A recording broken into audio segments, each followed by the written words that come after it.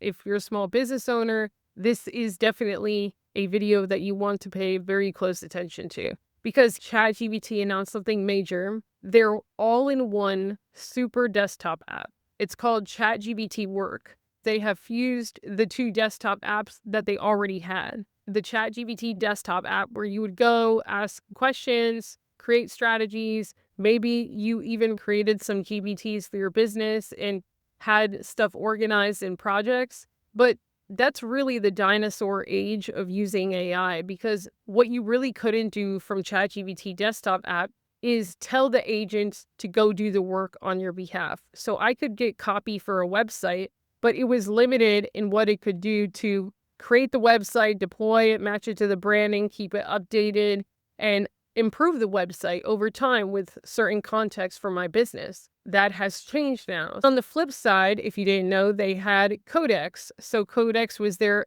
agent, the app that you could actually tell to go build a website. Now it's just all in one app. So the thing that you need to know as a small business owner is that if you were already delving into agentic tools like Codex, like Claude Code, good for you. But now you should definitely go pedal to the metal because a lot of your competitors are going to have exposure to these agentic tools, especially because of ChatGPT. The numbers don't lie. Almost 1 billion people use ChatGPT. Only 5 million people per week were using Codex. And yes, that's a big number, but it's nothing compared to 1 billion. Now, all 1 billion people are going to have Codex in front of their face or branded newly as ChatGPT Work. They're going to get a taste of what it feels like for an agent to do the work for them, to take the work to the finish line versus them having to take the idea and then finish the work. And all it takes is really a few of your competitors to get a taste of this. Even as a non-technical established business owner, there will be some of your competitors that get a taste of this and they will run with it. And one of the theories that I have is that just like the businesses that got on the internet early and that really planted their seeds in the internet, so to speak, and established their roots in the internet, made a presence, they had such a massive advantage compared to those who didn't. The same thing will apply to small business owners who are able to figure out how to restructure their business to be supported by agents. The businesses that do this the earliest and the best will have a massive advantage, and it really won't even be fair. So this is why you should be paying attention, because a lot of your competitors are about to be exposed to this. To find this announcement, all you would have to do is go to OpenAI and then products and then ChatGPT. Now you can chat, work, and code all in one place. And then here, download the app. You also have try it now, and that when you're actually in ChatGPT here, it goes to chat or it can go to work. You also see that you can get the desktop app. This without the desktop app is something very similar to, I'd say, a Claude Work. But I would really, if I were you, get the desktop app. There are certain reasons why I say this. If for some reason your computer is outdated and you can't download the desktop app, then you may want to even consider getting a new computer, because eventually you'll want to explore open source and local models, and we won't go there today. To download the desktop app, all you have to do is click Get Desktop App, and it will start downloading at the top of Chrome here. Or what you could do is just click Download the app here. And then it says Download ChatGPT for Desktop app, Mac or Windows. If you're one of those people with a Windows, I'll judge you just a little bit, but just click Windows. And then all that will happen is you'll download the app. It'll prompt you to log in with the ChatGPT account that you log into regular ChatGPT with, and I'll show you what it'll look like. But down here, you also want to make sure that ChatGPT is on your mobile, because when you set up this tool, this agentic tool that is now ChatGPT Work or Codex, whatever you want to call it, you want to be able to do things maybe from your phone, to connect the agent and to be able to tell the agent to do things even when you're not at your computer. You're going to have to do it initially through the ChatGPT mobile app. And so just go ahead and do that as well. Once you download the app and you log in, when you log in initially, it'll look something like this. And then you'll see what should we get done. At the top left corner, you'll also see Codex and Work. People are complaining about this because they're like, what's the difference? The reality is that On this interface, there really isn't that much of a difference as far as I'm concerned. A couple of things change. So as you can see, it says, what should we work on in, and it has that particular project, but nothing from the side actually changes. So if I go to work versus, again, Codex, nothing on the side actually changes, and it's really just one app, okay? I'm going to go through some permissions that you probably should pay attention to if you want it to really function the way that it should function to do work on your behalf. Over here at the bottom left, when you click your name, you'll see usage. So I got a text from a client this morning saying, hey, I know I'm on the $100 per month ChatGPT plan, and it says that I'm out of credits. What happened? You need to pay attention to this, right? So your usage, if it ever does say that, will be measured in 5-hour usage or in weekly usage. So as you can see here, I have 98% left of my 5 hours. Now, 5 hours on a late Friday is going to give you a lot more than 5 hours in the middle of the day on Monday, because there's more users using ChatGPT Work at that time, or Codex. These names are driving me crazy already. It just needs to be one name. But anyways, what happened was that she ran out for that 5 hours, but when she logged back in, it was reset because he didn't go through her weekly usage. So don't get confused. You may run through a 5-hour usage because you're doing a lot of building, and then it says, hey, your usage will reset at, like right now it's 3 o'clock, it'll reset around 8 p.m. And then you go back in and you'll be fine. Codex/ChatGPT Work also provide you with resets. So they give their users resets that you could take advantage of and leverage when you do run out of credits. So let's say that you're on the $100 per month plan. It's halfway through the month and you run out of credits. If you see this, like 1 available, 2 available, whatever, then you could use a reset and it'll reset you for the week and for the 5 hours. So it's a weekly reset, not a monthly reset. There are expiration dates to these resets. So if I don't run through my credits, then these go bye-bye on the 26th of July and the 31st of July. If I run through these and I also run through my $200 per month subscription credits, then I will need to add more credits.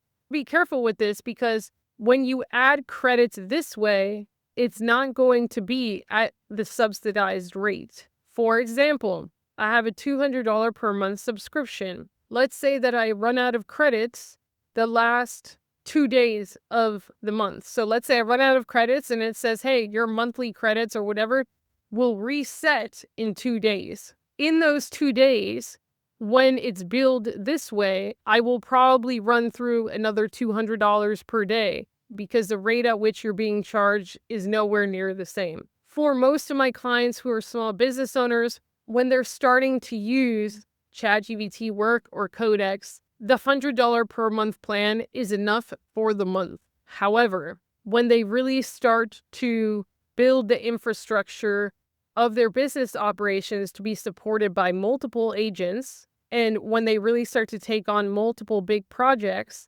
then they naturally move to the $200 per month plan, both of which are a steal.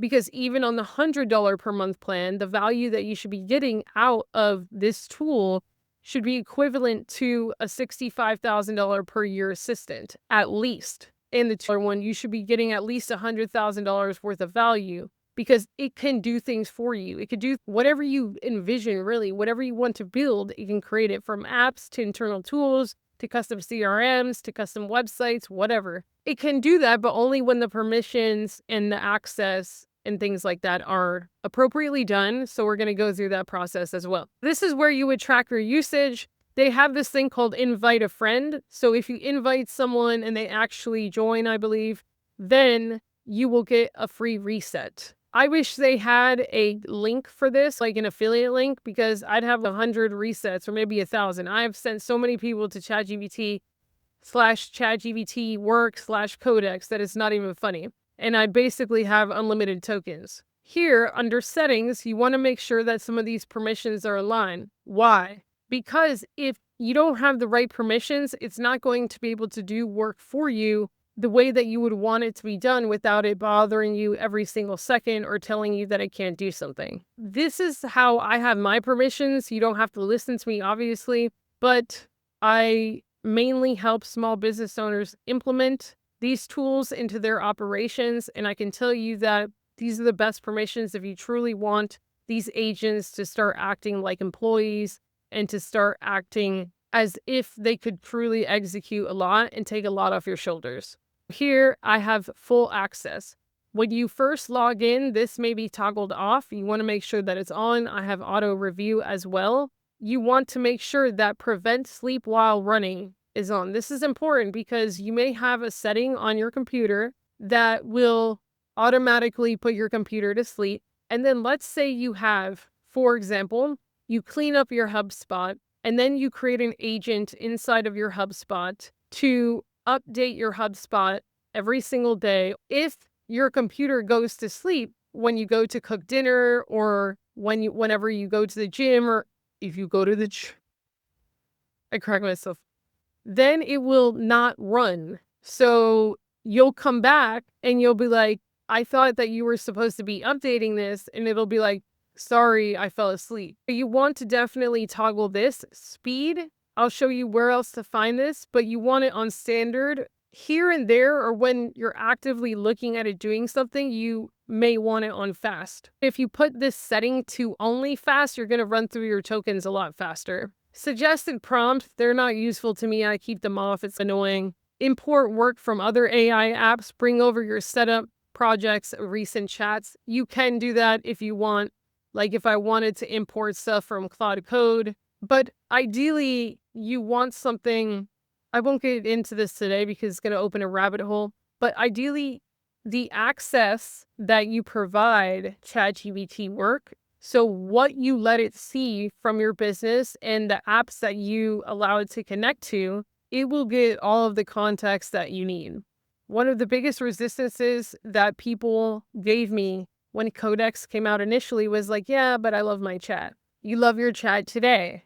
You will love Codex tomorrow. Codex will do for you more than ChatGPT has ever done for you in your life, and 1,000 times more. You just have to give it a chance, and you just have to give it permission and access to the things so it could learn about you. There is no chat inside of your ChatGPT that will be able to reveal to Codex what your behaviors and habits reveal in terms of work, your email communications, your local documents, the Drive documents that you have out there, whether they be in Google Drive, SharePoint, or Dropbox, the client conversations, the videos that you've done, the social media posts, your financials, when you get paid, do you get paid on time? Do you collect what you're supposed to? Your proposals, your contracts, your prospect calls to clients, all of those things, if you give it access, will tell the truth versus what you say things are in a chat. So anyways,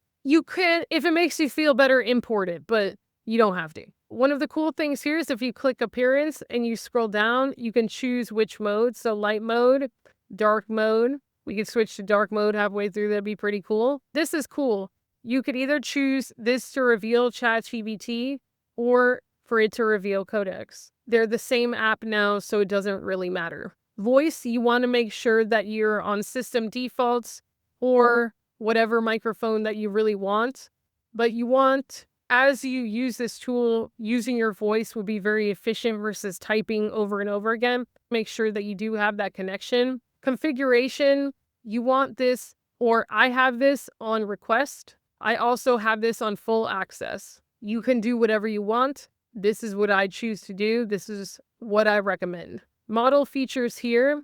You can choose when you're selecting on a model to decide between like light reasoning versus ultra. You could turn max and ultra off if you want. I keep them on, but I don't honestly use them very often. We'll get into that. Personalization, I keep my memories on. I also have this toggled on for Chronicle Research Preview, and I allow memory generation. Over here as well, personality, I like to keep mine on pragmatic. A lot of people like friendly or whatever. I like pragmatic. Usage and billing, this is where you could find your usage again. you could find your plan here as well. So if you're like, oh, I swore I upgraded my plan, but I'm running out of tokens really fast, just confirm. So I'm on the pro plan, general usage limits, like I said, and then I have 2 resets. You could also cancel your subscription here. When you click this to view plans, it will take you to this page. If you're a business owner, one of the questions that I get the most is, Shanae, what do I get for my team? I have a small team. What plan should I be on? This is a little bit confusing because on the business, it says $20 per user per month. As you can see, you'll see monthly billing, $25 per seat with a minimum of 5 seats, and also annual billing. After that, it will have to be credits or pool. So, and $25, I'm going to tell you right now, is not going to be enough, especially if your team is going to be using this to do things. The operators in the business that are going to be using this tool are going to have to be in a $100 per month plan. So that's truly what I recommend right now, is starting at individual $100 per month plans for the people that are going to be using this a lot. And then once the operations and stuff are figured out, you can maybe go to a pool for your employees where, let's say that spend is $1,000 a month. The only danger there is that the tokens are billed a little bit differently. And if certain best practices aren't had, then one employee doing one project can go rogue, or their agent can go rogue and then take away the spend for the rest of your team. I highly recommend, let's say you have a team of 5, I would recommend the heavy operators, the business owners, start first at the $100 per month plan, that they get their agentic operations in order before adding more agents. Let's just take a very simple example. Let's take Google Drive. Your agent goes in there. Your agent, because the team has access to Google Drive, will have access to Google Drive. Your agent goes in and fixes the Google Drive, organizes everything. Let's say that your co-owner has the same idea. Their agent goes in there and fixes the Google Drive or does something accordingly, and then rewrites what your agent did. If you don't have your agentic operations in order, if you don't have best practices, if you don't have rules for different agents, this is going to be a mess. And then on top of that, there's no log as to whose agent did what, which is, there's a solution to this, but it really begins with the owner-operator establishing everything and then onboarding team members accordingly with their agents and having every agent action tracked and all of that. If not, it really gets difficult. Let's take a website. You scaffold an entire custom website. It looks beauty mist, blah, blah, blah. Someone in marketing on your team is supposed to publish a blog post for the website. Let's say that the marketing person, their agent, goes in there and is just supposed to do the blog post for the website, but then let's say takes down the entire website or just does other things that it wasn't supposed to do. If there is no back-end log of all of these things, or if there aren't really strict controls as to whose agent touches what, does what, it's going to be a mess. You, as the owner and operator of your business, highly recommend you getting this in order first. And then just like SOPs for humans only, I call them HACOPs, human agent SOPs. What's going to happen? How are we going to work together? Because that even looks different. I won't get into all of this. We'll keep this on the simpler side, but I could talk about this for a long time just because it's going to be chaos. I could just imagine like somebody's going to be like, oh my gosh, I built the perfect website. Someone on their team is going to go in there and it's going to rewrite everything. And then they're going to say, revert it back to what it was. And there's going to be no log that the other agent could fix because they're not in the same space. Start with Pro. Remember that they really appeal to enterprise and not small business owners. So it is what it is. I do recommend, though, one note, that if you are going to have your team use agents, make sure that you pay for their subscription. Make sure that the subscription is tied to the email that you own, so tied to the workspace domain that you own, and that you pay for it. Because I have seen where people log into Codex or ChatGPT Work with the wrong email. They build something custom for one business in another email. Then it's very hard to retrieve.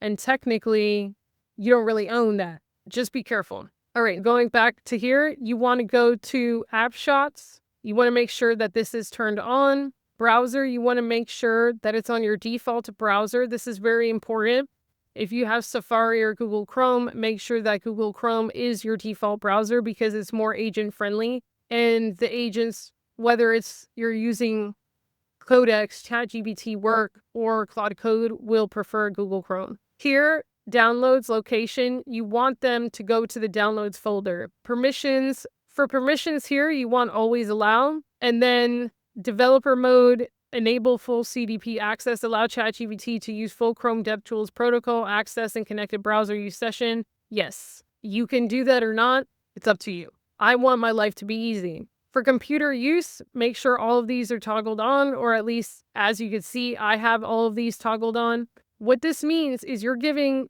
ChatGPT Work, Codex, the ability to click around for you. So you open an app, it tells you, hey, you have to change this for this to happen. Just change it in the settings. You're looking at it like it's Chinese. You're not technical. I don't know how to do this. Or it tells you to change a setting in an account because that's the only way it's going to be able to help you. You get to settings, there's a million options, and you're like, I don't know where to click now. What it could actually do is click for you on the screen and help guide you. If you don't have these toggled on, it's not going to be able to do that. Also, you want locked use on. Let ChatGPT use your Mac when it's locked. This is important, and this is even more important when you're talking about using Codex Work or Codex Work. These names, is it Codex or ChatGPT Work? When you're using ChatGPT Work or Codex remotely from your phone, and then always hide picture-in-picture, prevent ChatGPT from showing computer use activity in picture-in-picture. That doesn't have to be on. That's just the initial permissions that I would suggest for setting up your ChatGPT Work environments or your Codex environment, whatever. Now, the next thing that I suggest is click back to app, and then up here you'll see plugins. This is very important. This agent, this ChatGPT Work, this Codex is only going to be able to help you if it's able to go into the things that you use. It cannot help you send an email if it's not connected to your emails. You really want to connect all the things.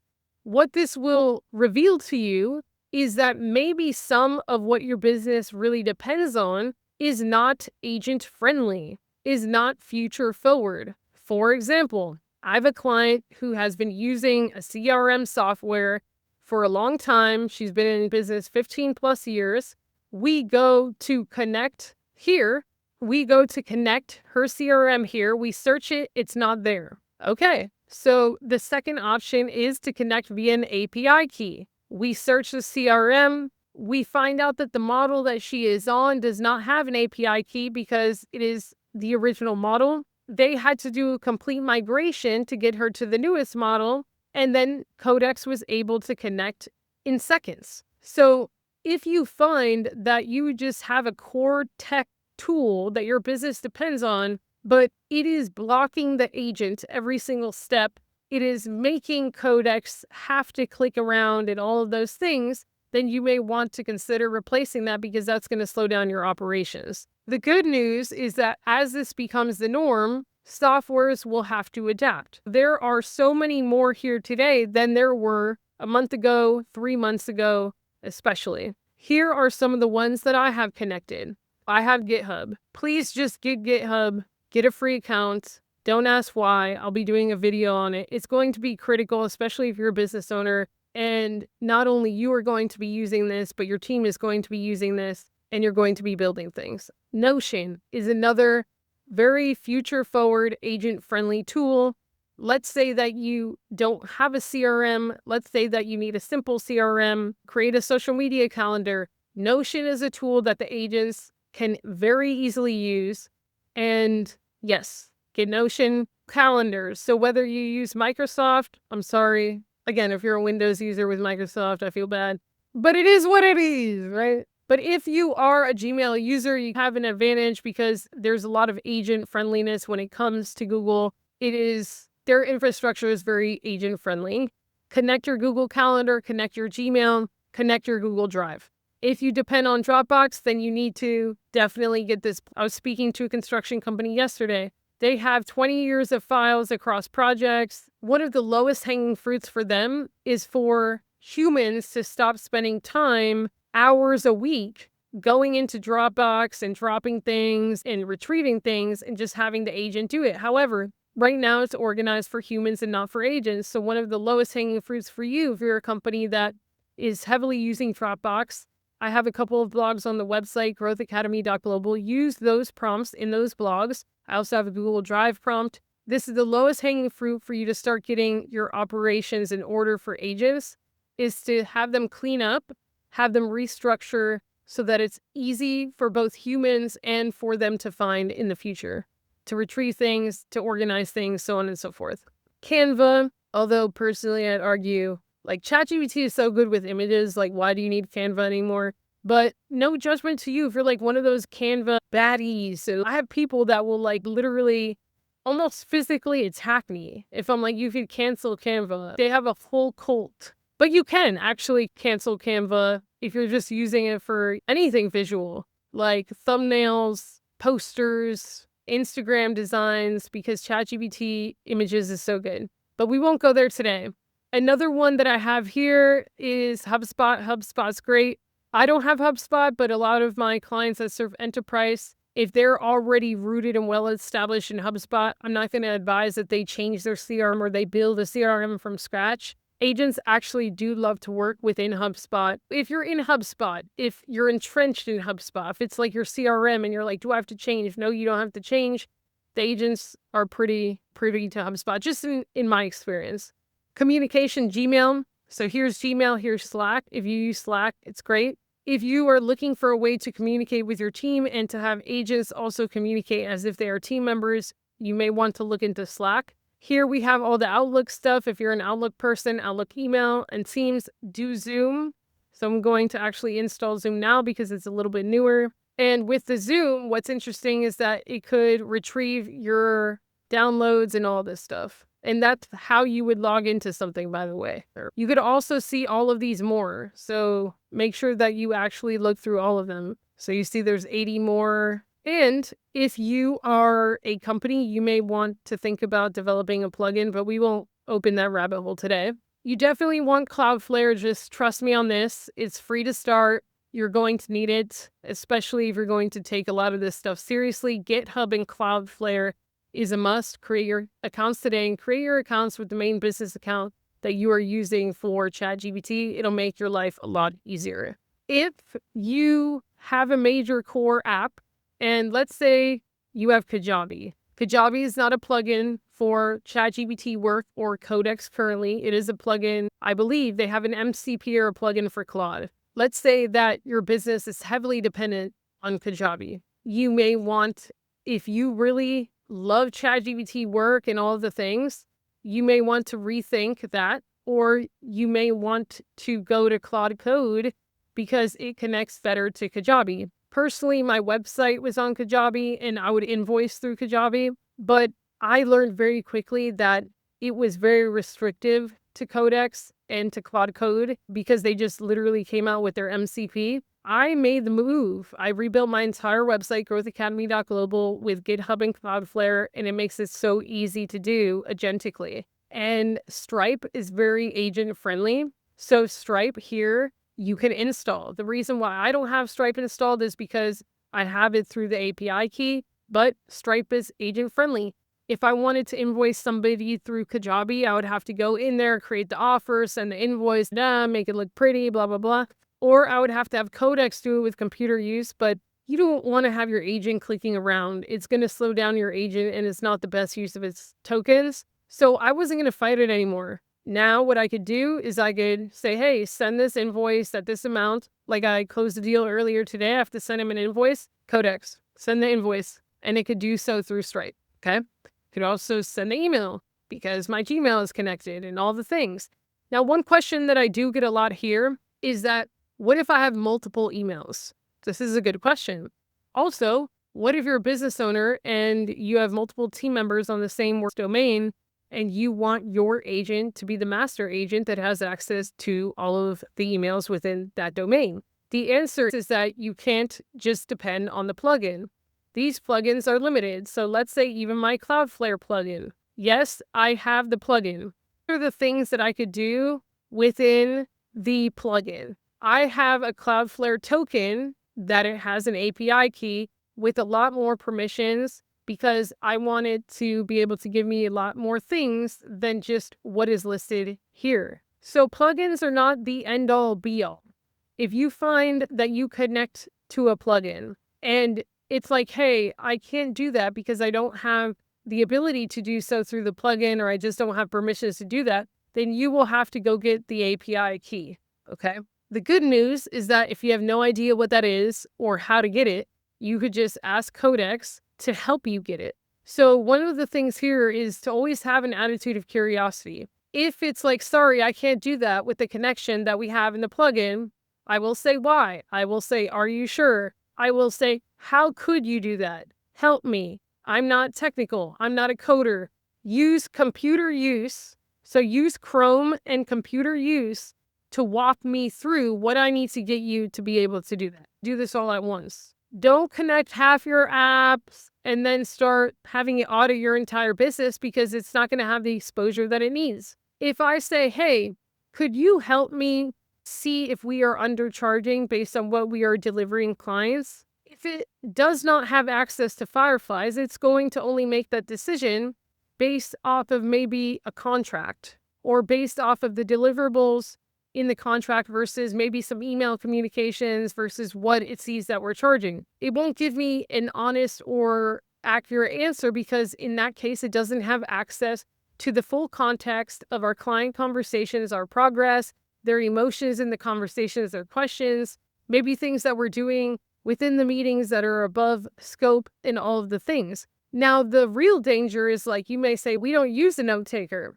We don't record conversations. Then you are at serious disadvantage to a company that does. So even a company where the main salespeople or the main people talking to people, the customers, are recording the conversations, even if they're in a mess in Zoom, if they're in a mess in Fireflies, if they're in a mess in Google Meet, if they're there, the agent could retrieve them and could get a lot of context as to how it could help you deliver results to clients better, if you're pricing correctly, if it could help you identify scope creep, if it could help you with future onboarding.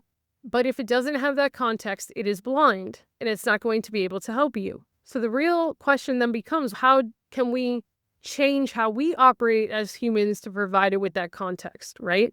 For example, if you cannot record on-site meetings, you go to an enterprise client, you do an on-site, you should make it a habit. You get in the car afterwards or whatever. Maybe you have a driver, right? You're elite.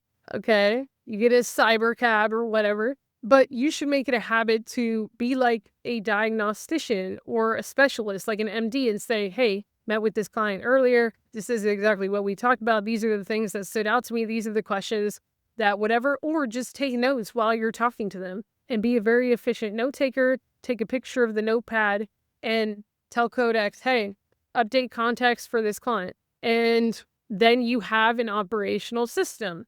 But without the context, don't complain when it comes back with very generic answers. And as a business owner, even with contractors, I have business owners that are like, oh, I have this many contractors and some of them use notes, some of them don't. When they are working under your account, in your email domain, doing work for your business, they should follow your protocol. And that may have to include in the future, whether people like it or not, recording conversations with clients and you getting the notes. These are things that you will have to decide, because if you don't make a decision, basically what you're deciding is to continue to keep your business structured for human supported operations, not for human and agent supported operations, which I refer to as HACCP. And that is going to cost you in the very near future. That's just what I'm going to say. All right, so going back, so once you connect all the plugins and stuff, you don't necessarily want to trust that it is just connected. You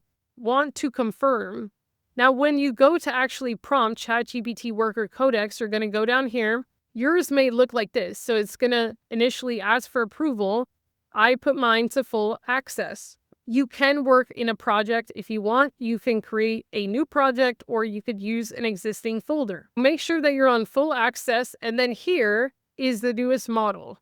So the model 5.6 Sol is their newest model that they released yesterday alongside Terra and Luna. As far as I am aware, This model is for the hardest things, the longest things that you need to do. And Terra is a balance of performance and critical thinking and tasks that take a long time. And then Luna is for things that have really been optimized but need to maybe be automated or a little bit of the details refined. Don't get it twisted though. 5.5 is also a great model. And one of the things that I'm finding is that 5.6, Sol, Terra, and Luna are really running down credits. So yesterday when I did my initial testing after they came out, I ran through 2 of my resets in 5 hours, and they did another one.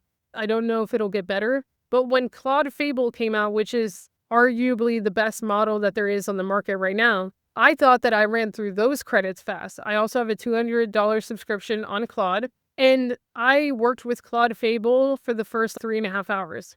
Yesterday, I worked with 5.6 Sol for about 4 hours, but I ran through 2 resets. Claude didn't give us a reset. Here, 5.6 Sol, 5.6 Terra, 5.6 Luna. And then you'll have reasoning effort levels here. Light, medium, high, extra high. If you find that you're running through your credits very fast, you may want to downgrade to 5.5. But for today, because it's the newest one and I have 100% of my limits available, we will use 5.6. Now here is effort. For something that is very difficult, I will use Ultra. Let's say, and by difficult, it is reasoning effort. If I had a problem in the business, or if I was trying to build something that I had attempted with other models of Codex and with Claude Fable or other models of Claude, and it just wasn't getting it, I would probably go to 5.6 Sol at Ultra. The thing is that it consumes a ton of credits. Speed, if you click it on fast, it's going to run through the tokens faster, but it's going to give you an output faster as well. All right. Now, one of the first things that you can do is ask it to prove what it has read and write access to. So here, please confirm the plugins that you have read and write access to. Now, why is read and write access important? This is important because if it only has read access, it can't actually do things. It's only going to be able to read the emails you get. It's not going to be able to draft them. It's not going to be able to send them. Confirmed. I have read and write, Canva, Fireflies, Google Calendar, Google Drive, Notion, Sites, which we'll get to, Slack, Zoom, and Beehive. Now that we have confirmed those connections and those plugins and all of those things, you want to actually see what it sees. One of the first things you could do is say, please suggest a better way to structure the following for human agent work. Local folders, files, Google Drive, email, organization, etc. And you could start with a simple prompt like that.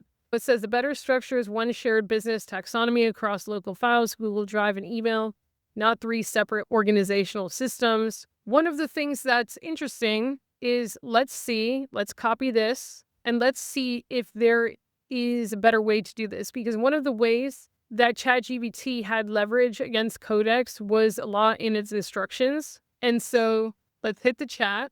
Let's start a new chat and say, what is missing? What is weak? And then you could choose instant, medium, whatever here. For the purposes of this video, I'll choose instant, but sometimes I choose medium and high. As you can see, it is much more thorough. Now, one of the leverages is that Codex has a lot more access to the things that I'm building. I'm going to paste and then I'm going to say, but give me 3 ways you would make this custom for my specific business needs, and I'll give it context. So this is one of the things that I'm going to stop and I'm going to give it context. So here I'm going to hit the microphone and I'm going to say, I know that some agents in the past have organized my stuff, but one of the things is that I'm going to start using agents a lot more, and not just from Codex, but from Claude and all the things. So I need these structures to be structured for agents to be easily finding things,